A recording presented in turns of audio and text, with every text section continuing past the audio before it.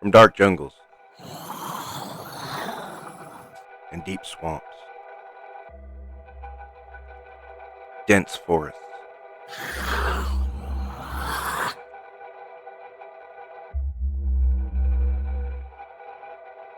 and hidden laboratories around the world.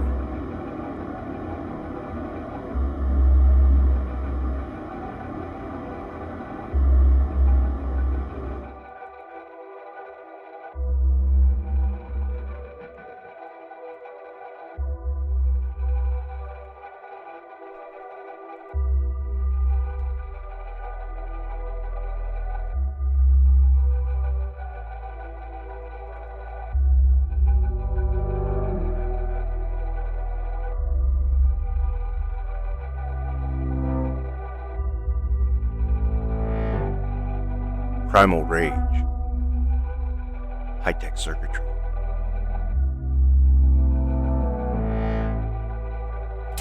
servos, blood, flesh and sinew, creatures and beings, automatons, mysteries never before dreamed.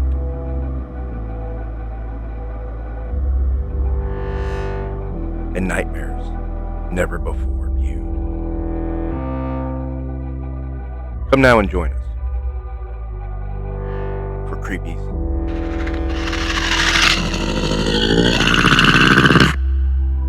and Beep Beeps.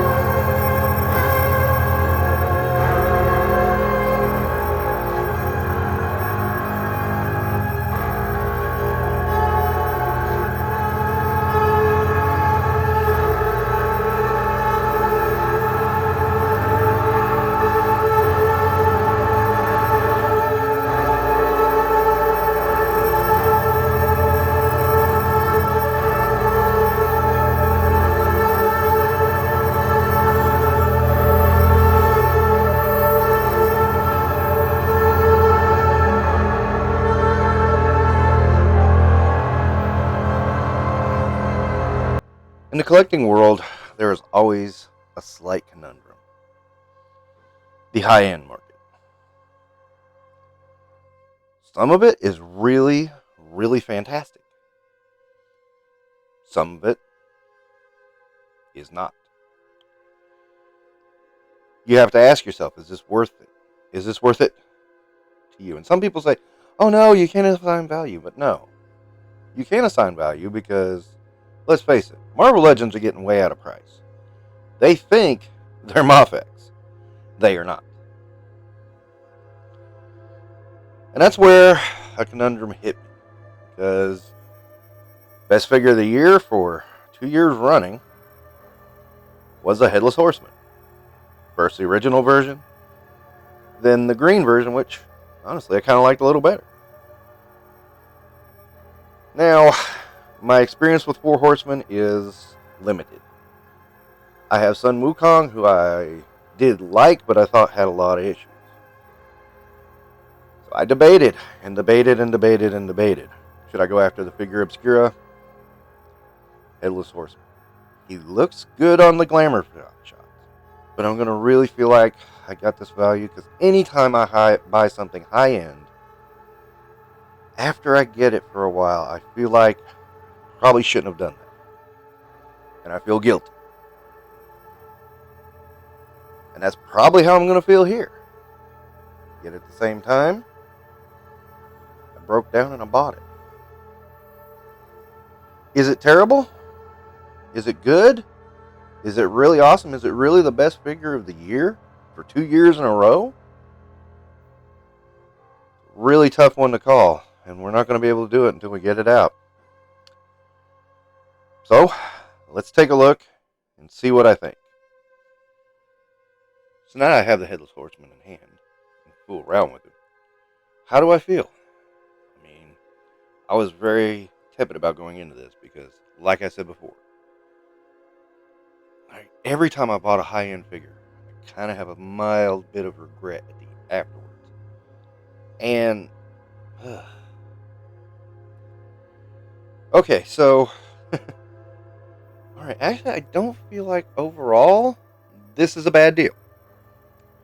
Let me explain. The detailing is really good, of course, as you would expect. The accessory count is pretty nice, but the big thing is the horse. The horse is freaking huge. I did not realize how big this horse was until I got him out of the box, and I was like looking at him going, wow. And I started setting up other 1/12 scale figures beside him, and it's like, yeah, this is huge. If you've ever been around horses, I mean, you have to consider, I mean, if you think these guys are around 6 foot, I mean, that's rare that a horse gets that big. That is a huge freaking horse. So yeah, I mean, that in and of itself brings the feeling of value to it. I I would say, I mean, just based on the horse and the horseman himself, I mean, I would say the value is, yeah, it's a little overpriced, but not egregiously. Not as much as I felt Sun Wukong was. I felt that was dramatically overpriced for what you got. This, I don't. I feel like this is a little bit more fair. Now, of course, as we know, the articulation is a little lacking, and that's a little disappointing because this is, the sculpt-wise, this is a wonderful figure. And it's a little disappointing about Four Horsemen is that, sculpt-wise, they do really good. But then you kind of have to deal with the fact that they don't like to do articulations. The major weak point of articulation on this figure, I think, is going to be the shoulders. Because the shoulders should have some mechanism to where it can hold back the sword and rear back with the flaming pumpkin head. And I mean, those would be the perfect poses. But the fact that you don't do anything but up and down on the shoulders is a real weak point. I mean, there's sacrificing for articulation, and then there is articulation worrying too much about the sculpt and not worrying about the articulation. This is a case of not worrying about the articulation, and it's a wrong call. No matter how you say it, it's the wrong call. And I know what you say. Oh, they're trying to do that so it doesn't break up the sculpt. Blah blah blah. And no, this needed to move. I mean, sometimes parts of an action figure need to move because the operative term in an action figure is action. These are not statues. We compose them how we want. That said, though, the articulation doesn't lack that bad. I mean, that is the one minor gripe I have on it. I do like the cape. It is having this funny tendency when I switch out the neck piece and the pumpkin to slip and get underneath the collar, and then, which I'm not sure how it does that, and then then you got to start all over again, and that gets a little annoying. I do appreciate the fact that the cape is removable.